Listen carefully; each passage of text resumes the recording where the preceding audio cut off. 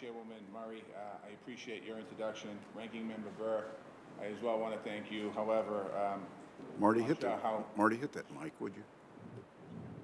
I got a new start. I didn't know I did it. Sorry about that. Thank you very much, Chairwoman Murray, for your introduction. I appreciate it. Ranking Member Burr, thank you as well. I'm not sure how much you helped me out there today with Senator Marshall. When you were talking about Tom Brady, he was looking at me, so we'll have to work on that one later on as the hearing goes on. I want to thank you also, Senator Warren, my friend, for that kind introduction. I also want to acknowledge Senator Hassan, my neighbor and partner from New Hampshire, Senator Romney, whose administration I worked with when he was governor of Massachusetts. I want to thank all the members of this committee for inviting me to speak today. I want to welcome the new members of this committee to your hearing today for the first time. And to the members that I've had opportunities to talk to, I've enjoyed our conversations over the last couple of weeks and look forward to talking to all the members of this committee and getting to know you on a personal level. I want to thank President Biden and Vice President Harris for the honor of this nomination. I share their commitment to the health and safety of the working people carrying our country through this pandemic, this very difficult time.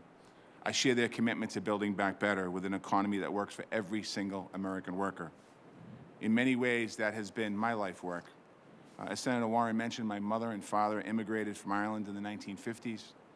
They both worked hard, but our American dream did not take shape until my father had the opportunity to join the Laborers Union, Local 223 in Boston.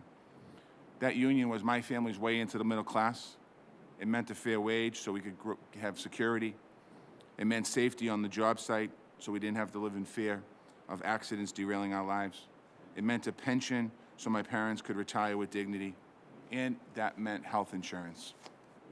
At the age of 7 years old, I was diagnosed with Burkitt's lymphoma, a form of cancer. It was every parent's worst nightmare.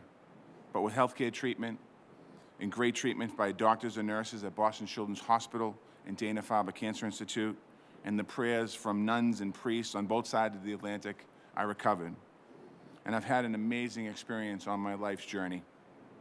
As a young man, I followed my father into that union, into construction. I saw firsthand the sacrifices that working men and women make for their families each and every day. In my 20s, because of the same benefits that enabled my cancer treatment as a child, I went into treatment for alcoholism. I'm a proud member of the recovery community today. Later on, as a full-time legislator, I went back to college, earned my degree from Boston College at the age of 42 years old. I share these personal details because they help shape my understanding of struggling working people and families face each and every day. And they inform my deep beliefs in the work of the Department of Labor. Workers' protection, equal access to good jobs, the right to join a union, continuing education and job training, access to mental health and substance use treatment. These are not just policies to me. I live them. Millions of American families right now need them. I've spent my entire career at different levels fighting for them. As a state representative for 16 years, I worked on economic development and worker protections in collaboration with 4 Republican governors and 1 Democratic governor. As general agent of the Metropolitan Building Trades Council, I work with developers and contractors to secure good jobs and major investments. I also helped create a program called Building Pathways. It provides pre-apprenticeship training for union careers for people of color and women, so their families can join the middle class the way that my family did. I believe everyone, including veterans, LGBTQ Americans, immigrants, and people with disabilities, must have full access to economic opportunities and fair treatment in the workplace. For the past 7 years, I've had the honor of serving as mayor of my hometown, Boston, Massachusetts. We've proven that we can create a world-class economy that works for working people. We secured a $15 an hour minimum wage.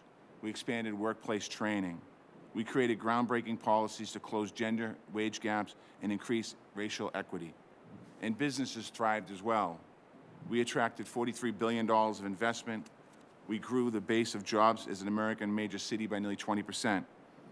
We managed public resources responsibly, earning a AAA bond rating for each of the 7 years for the first time that's ever been done in Boston's history. And when COVID struck, we were ready to meet the needs of working people. We were the first city in America to pause construction. We worked with employers and labor on strong COVID protocols. That allowed us to restart safely and build the homes and businesses and infrastructures of a strong recovery. Throughout my career, I've led by listening, collaborating, and building partnerships. That's how, if confirmed, I will lead the Department of Labor. Right now, we are depending on workers, men and women, to keep us going, as they always have done, and we are always depending on them. I believe we must act with urgency to meet this moment with determination to empower our workforce and rebuild.